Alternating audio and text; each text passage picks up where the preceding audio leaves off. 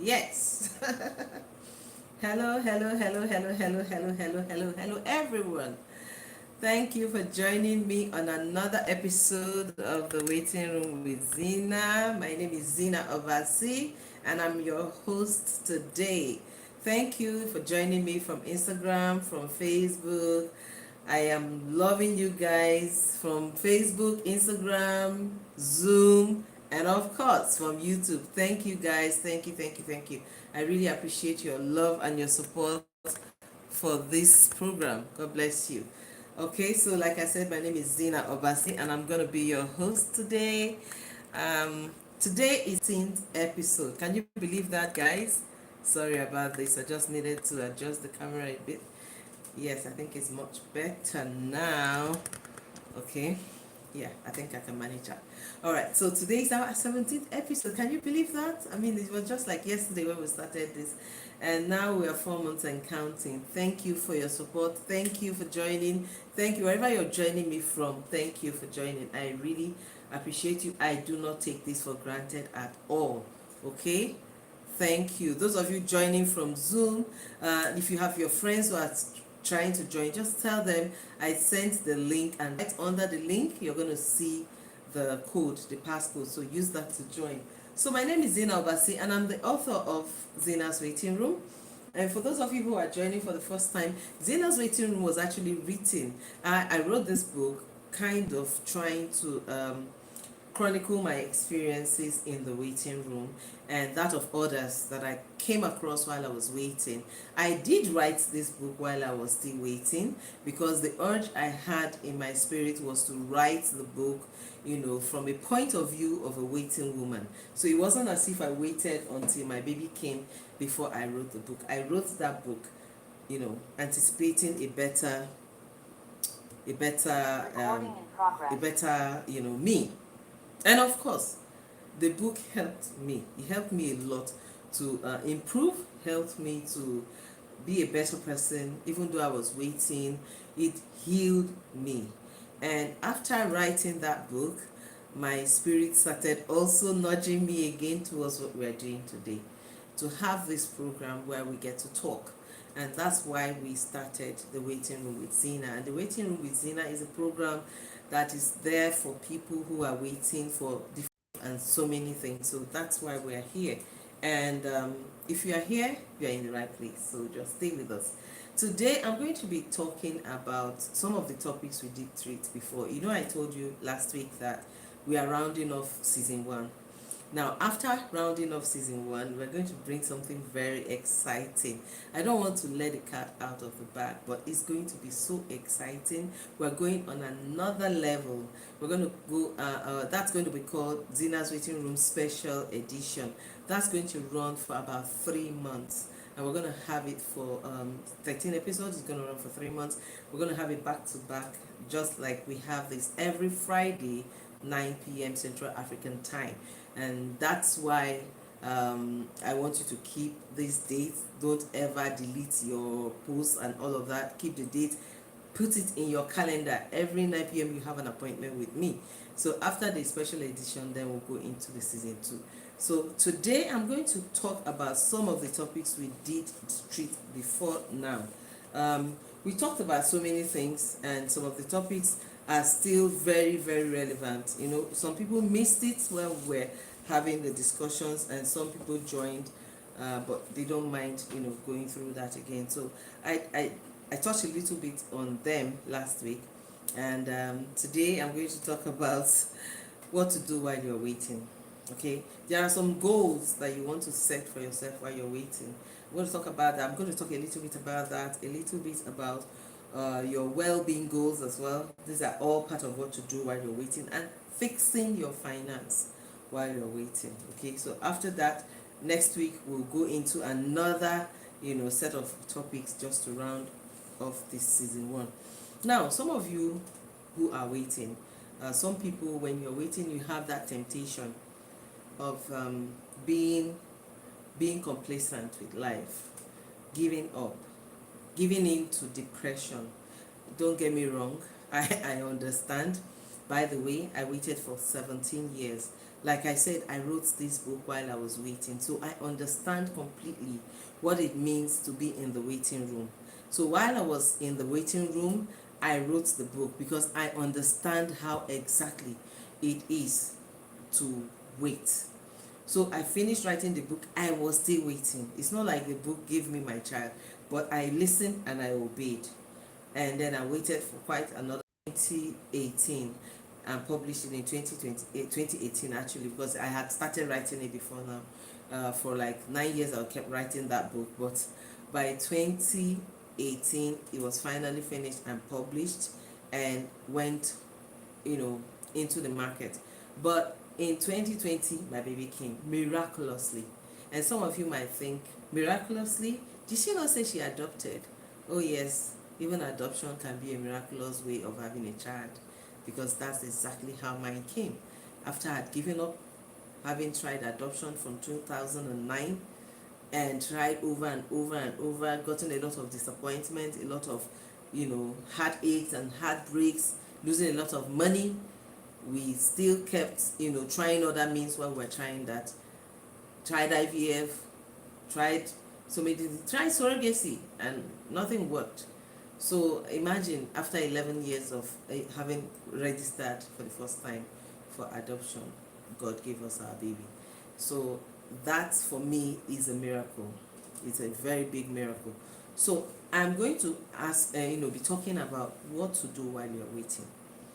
It is tough, it is difficult. You want to just give up on life. Some people want to resign their jobs and ask themselves, why am I making all this money? Who are you working for? Besides, sometimes when your family members know that you don't have children, they take advantage of you. You know, they play around on your emotions, they do the guilt, thing, and guilt you into giving in. They will start, sending you pictures of their children, sending you bills, and you start just carrying people. After some time, you might want to give up. Why am I making all of this money after all I don't have a child? But this program is here to tell you that there are options, okay? Adoption is one of them, surrogacy is another. If you don't have money for IVF, or if you don't want to go through the IVF surrogacy, if it's something you really want, you can set your target and start working towards it, but it is possible. Childlessness these days is becoming more like a choice, because you can't just say because you cannot carry a pregnancy you can't have a child. So this program is here to give you that option. So while you are waiting, what do? I always suggest, that's my own point of view, that while you're waiting, you better yourself. While you're waiting, you get that money, you make that money, you work hard. That you need to improve yourself, work towards it, find that money, find that job, find that, certification, whatever it is, while you're waiting. And this also goes to those who are single, who are not married yet. As long as you're thinking that tomorrow, someday you're going to marry and you're going to have children, while you are single, that is the best time to do it. There, some people, when they are married, they write exams with children, write exams with pregnancy. Go and ask them. It was not easy. Having children and doing all of that is not easy. You can actually do it without having too much stress, if you have the opportunity, because some people get married and God blesses them, they start having children immediately. But while you are waiting, either single or married, start doing all of those things. Set your targets and work towards it. Not ever giving up. Just keep focused and keep being focused and keep working on it, because when you work hard and get to where you are going, and achieve all those things and get to the financial stability that you need, when the children come, it will be easier for you. A tin of milk my daughter uses now is 40,000 naira. I'm not kidding. For just one, that was the last time I bought it. I don't know. Every day it increases. If you are not financially capable, you are going to be wondering, why did I spend all these 10 years, 15 years waiting for children, and then they come, you don't have what it takes to take care of them, then you start running helter-skelter, start looking for who to help you raise them. I mean, if I were your children, I'll ask you, what were you doing when you were waiting for me? So while waiting for children, that is the best time to work hard, to set those targets, to work at it and to achieve it. That's what I suggest. You don't have to take it, but I feel it's better when you're financially capable, because you might want to now have IVF. It's expensive. Nothing less than 2 million naira. Where are you going to get the money from? you might want to do a surrogacy. It is still expensive. Adoption is not cheap either. Neither is raising children and putting them in a good school. With the kind of country we run in this place, I mean, those of us living here in Nigeria, it is not easy. So you need that money. You need to work hard. You need to brace up. So use it as your practice time to get to where you're going. Okay, so also well-being goals. You also need to set your well-being goals. Those of us, so was my birthday. So those of us who are getting older, we need to understand that you are having a child after 40, close to 50. You know what takes, what used to not, what didn't used to, take so much from you when you were in your 20s and 30s would definitely take a lot from you now that you're older. So you need to be in a better health situation. You need to watch it. You need to set your health goals. You don't want these children to come and then you are, belabored with so many sicknesses and illnesses. So while you're waiting, also plan and work on your health. Plan and take care of yourself. Make it a duty to take your supplements and all of those. Just make sure that you fortify yourself from the inside so that when they come, you are able to play football with them, you're able to run around with them, you're able to back them if you want, lie on the floor and play with them, and not just have children into your arms and then you begin to fall sick and all of that. At least within your power though, so those are the goals that some of us would have to set for ourselves. And then of course another point I did mention was fixing your finances. That one is, non-negotiable. I talked a little bit about it in the first point. It is non-negotiable. You need to fix your finances. Sometimes I see some parents who, I would say lucky, who are lucky and they just took in and got married and then God started blessing them with children. Then sometimes they make it look like you are they make it look like you are how would I put it, make it look like you are, they make you feel guilty, if you don't help them, so to say. They make you feel guilty, guilt you into wanting to pay school fees and all of that. I'm not saying it's wrong to help. You can help people, but people should also remember that the children you're having, they are yours. You should make the decision for how many children you want to have. So even if you're waiting, because I've also seen a situation where people are waiting and they didn't do so much as per their finances and all of that, and then they got married, they got the children, and then the children started coming like that, like tap water. People who waited for 10 years, all of a sudden they're having children every year. And of course that excitement of having waited for a long time and these children are here, you don't want to stop there. So you just like, 5-6 children in this economy, and they are not able to take care of them because while they were waiting, they did not take care of their finances. So they fall into the category of people who cannot take care of their children. And then they start the same vicious circle that we're talking about, where people have more than they can take care of and they make it other people's problems. You don't want to be there.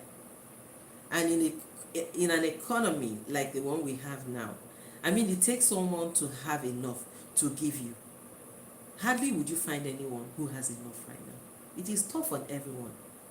So you don't expect someone to reduce his or her children or family's state of living because they need to accommodate you. No.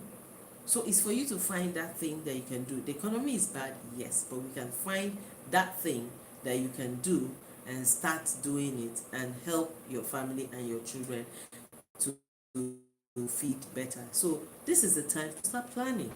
So it's not just enough that you're waiting. Don't sit down and fold your arms and say, I'm waiting. While you're waiting, what are you doing while you're waiting? What are you planning? What are your plans? What are your goals? What are your, what are the things that you're doing? So that at the end of the day, when these children come, you would be in a very good position to take care of them, at least to a very large extent. You don't have to be extravagant, but at least to provide the very basic things that they need. So you need to fix your finances. Another thing I would talk, because I have a little bit of time, is the relationships. This one, the relationships, in fact, when I talked about this topic, I made it a 2-part topic, because there are relationships in the waiting room, that are very important, very pertinent. Number one is your relationship with yourself. Yourself. I don't even want to say your relationship with God is the number one. It is your relationship with yourself that is the number one. I can spend one whole day talking about this topic. The relationship you have with yourself is the number one thing. Because when you fix it, then you can fix your relationship with God. So they kind of go hand in hand. When you don't have a good relationship with yourself, you let everyone out there tell you who you are. Now, I'm going to be very blunt. I was in the waiting room for 17 years, yes. I went through my ups and downs at the initial stage. But after some time, I got to that point where I told myself, I am enough. I am good enough. And I told my husband, look, do you think this is going to continue? Or do you think, he was like, are you okay? I said, no, I'm just asking as a wife. So it will look like you are here because of, feeling guilty. So if you want to go, you are free to. It was like, what are you talking about? I had to talk to feel. People don't want you to smile because you're waiting. They don't want you to be happy. Why should you be dancing? Not be that woman wey never born pikin. Wetin dey make am dance? So tell me how you survive if you have not taken time to talk to yourself first. You have to understand that, look, you are not God. You do not give children to anyone. And let me remind you, the way you carry yourself is how other people will look at you, especially your in-laws and your spouse, your husband or your wife, as the case may be. When you go into a family and you're tiptoeing around and you're telling yourself, I cannot talk because I never born for them, that is the weirdest and wrongest mentality I've seen people carry around. I don't just get that. How do you owe anybody? I never born for them. When I say these things, some people will say, I beg, this is Africa. Since when did Africa put money in your pockets? This is Africa, does not pay bills. This is Africa, does not give you money in your pocket, does not put food on your table. This is Africa, does not raise your children, doesn't give you children. I did talk about a video, talked on a video last week or some weeks ago, and people are still reacting to it. Some people are saying, yes, you said the right thing, and some people are saying, oh no, this is Africa. You can't tell people to just go and do selective sperm or whatever if they are SS and SS, or go and do surrogacy. I said, well, if both people cannot get married and have healthy children, why can't they go and do surrogacy? Why can't they plan it from, plan it ab initio and say, okay, we're going to get married, but this is how we're going. They said, some people don't have money. Some have the money. People are doing surrogacy. People are doing IVF. They are spending that money. And they are compatible genotype-wise. But unfortunately, they couldn't have children as they got married. So if they can plan and do it, why can't you ab initio plan and say, this is how we're going to have it? In the Western world, people get married and say, I don't want to carry pele. So which one is, this is Africa? You enter into a family and you're tiptoeing around, you're walking around as if you owe everybody a child. And then you now start having children. You have the first one, a girl. You say, God, the next one should be a boy. You have the next one, it's a girl. You start panicking, for crying out loud. We need to snap out of this thing. You need to carry yourself with some more kind of respect. Carry yourself with some kind of courage that will make people not to just walk up to you and start talking nonsense. Because when I was waiting, you don't come to me and talk anyhow. I'll give it back to you. Oh yes, I had to learn to fight for myself, because I wouldn't sit down and have you come and put your trash on me. And for those of you who are planning, who are tiptoeing and acting like good wives, the depression you are suffering from is because of those trash that people are dumping in your head. Oh yes. When they come and they dump that is, or you go and fight them and they will hate you that you went to report them, or stuff like that, or your neighbors, or you now start walking around hiding from neighbors, hiding from family members, hiding from, oh no, come on, you are more than that. Yes, you don't get picky, not the person you kill. You are not the first, you are not the last, you will not be the last. So while you are thinking about how to come out of It's nobody else's problem. So you are not going to be running around trying to explain to other people and make you to snap out of it. Come out of that place where you put yourself. Because it is the way you put yourself, the way you treat yourself in the so-called in-laws family that they treat you. And this is why I say fix your finances, babe. Fix your finances, because if you have the money to take care of yourself, ain't nobody talking trash on you. They can't. They can't. You're not going to be proud. No. Nobody is saying that you should start throwing your... No. But you are just enough. And babe, when you are enough, people around you know that you are enough. You don't need to talk. That's why I'm saying, if you have your money, you can do so many things. There are options. And this brings me to the other point where people say, people will smile. I don't know how my in-laws will take it if I do adoption. I don't know. I'm the only one in the family that doesn't have children. No. None of those things make sense to me, because I don't get it. You are the number one carrier of your problem. And as long as you are the number one carrier of your problem, you are the one who is being beaten the most. And it's high time you stood up for yourself and you stop allowing people to direct you. You are running around drinking Panadol for everybody's headache. By the time you spend, oh my God, I think I must have lost my Zoom. I've lost my Zoom. Let me see if I can recover that. Let me see if I can recover my Zoom. Can I recover it back? Let's see. The network is really poor here. Okay, I think I'm getting back. Yeah. Okay, guys.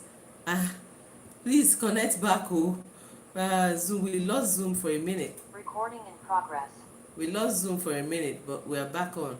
So please connect back. If you are here, connect back. Connect back to Zoom. Welcome, Mr. Wale. Mr. Wale, sorry. We lost Zoom for a minute, so please connect back, and if you can, join us on Facebook. So like I was saying, don't get pushed into a corner. Let me tell you, the most reason why people are pushed into a corner is because you are not financially capable. Because if you are financially capable and you liberate yourself, mentally liberate yourself from all of these things that you are carrying around.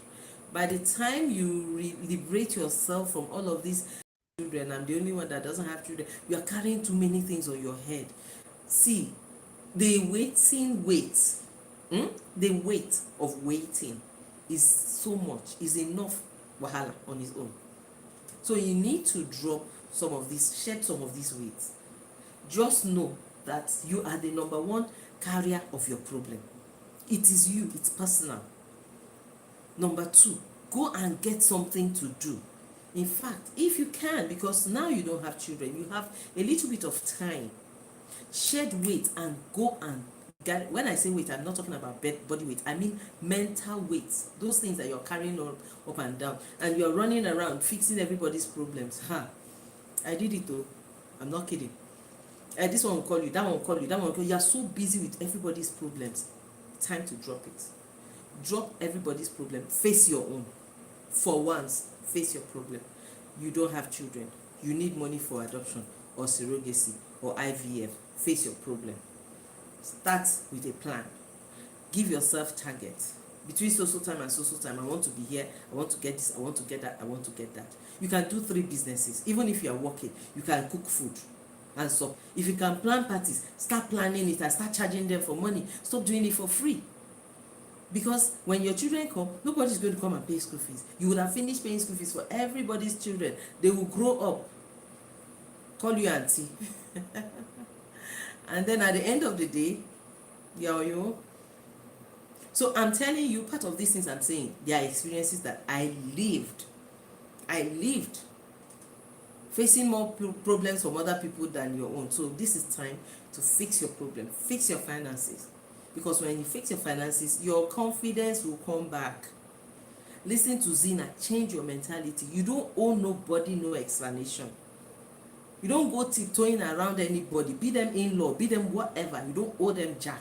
You are the one who doesn't have kids. You are the one. So know that this is your problem. And when people come to put you wherever less than where you are, step up and say, you don't put me there. I'm going through a lot already, not having kids. So don't let nobody put you down there, because listen, your mental health is very important. If you don't take care of anybody who has been depressed, they will tell you it is a spirit. It is a spirit. It's like addiction. It doesn't want to leave you. So don't let it set in. Don't let it come. Don't let it even start. The only person who can deliver you is you. And it starts from where you're thinking. It starts from what you have told yourself.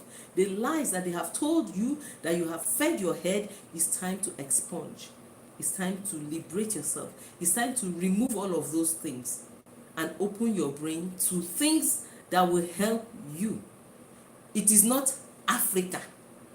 This is Africa. No, no, no. This is Africa. It's not going to fix your problem. So open your head and think about ways of solving your problem. And one of them is fixing your finances. So starting from now, have a goal. What do you want to start doing? Seriously, there are so many things you can do.